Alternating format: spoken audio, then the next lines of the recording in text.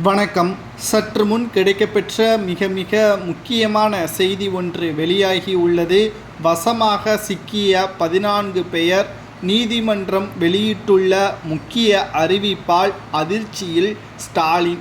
திமுகவை சார்ந்தவர்களுக்கு தற்பொழுது கைது நடவடிக்கை என்ற பயத்தால் இந்த வழக்கை உடனடியாக மாற்றி அமைப்பதற்கு ஆளும் கட்சி தரப்பு வழக்கறிஞர் மிகப்பெரிய அளவிலான மாற்றத்தை ஏற்படுத்தும் விதமாக வழக்கை திசை திருப்பியுள்ளார். ஆனால் எதிர்தரப்பு வழக்கறிஞர் வரலட்சுமி மற்றும் மோகன்தாஸ் இவர்கள் இருவரும் இந்த வழக்கை சிபிஐ துறையினருக்கு மாற்ற வேண்டும் என்றும், இந்த வழக்கில் பாதிக்கப்பட்ட பெண்ணிற்கு 25 லட்சம் ரூபாய் இழப்பீடு கொடுக்க வேண்டும் என்றும், எஃப்ஐஆர் கசிந்ததன் காரணமாக அந்த பெண்ணின் ஒட்டுமொத்த வாழ்க்கையும் இப்பொழுது கேள்விக்குறியாகிவிட்டது. தமிழக அரசுதான் இதற்கு முழுமையாக பொறுப்பேற்று 25 லட்சம் ரூபாய் கொடுக்க வேண்டும் என்றும் வாதத்தை முன்வைத்திருக்கிறார். நீதிமன்றம் இதற்கு என்ன பதிலை சொன்னது? இந்த வழக்கில் திமுகவினர்கள் சம்பந்தப்பட்டிருக்கிறார்களா? யார் அந்த 14 நபர்கள் என்பதை இந்த வீடியோவில் முழுமையாக நாம் பார்க்கலாம். இன்று 2வது நாள் விசாரணையின் பொழுது வழக்கு தொடர்பான விசாரணை அறிக்கையை சென்னை உயர்நீதிமன்றத்தில் காவல்துறை தாக்கல் செய்துள்ளது.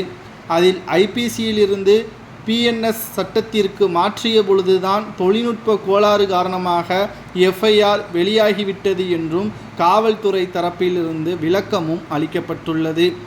பெண்களுக்கு எதிரான குற்றங்கள் தொடர்பான எஃப்ஐஆர் தானாகவே லாக்காகிவிடும். ஆனால் இந்த குற்ற சம்பவத்தின் பொழுது ஏன் இந்த தவறு ஏற்பட்டது என்ற விசாரணையின் பொழுது 14 பேர் ஓடிபியை பயன்படுத்தி எஃப்ஐஆரை பார்த்துள்ளனர் என்றும், அந்த 14 பேரின் விவரங்களும் தற்பொழுது காவல்துறையினர் சேகரித்து வைத்திருப்பதாகவும் அரசு தரப்பு வழக்கறிஞர் தெரிவித்துள்ளார்.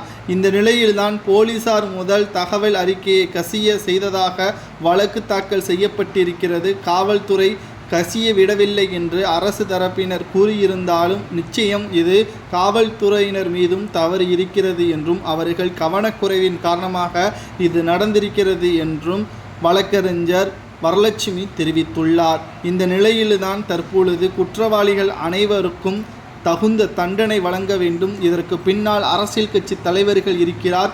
அந்த முக்கியமான நபர் யார்? அதாவது கைது செய்யப்பட்ட ஞானசேகரன் அவர்கள் தொலைபேசியில் பேசியதாக கூறக்கூடிய அந்த முக்கிய நபர் யார்? அவர் எந்த கட்சியை சார்ந்தவரா அல்லது ஆசிரியரா என்ற தகவல் வெளியிட வேண்டும் என்றும்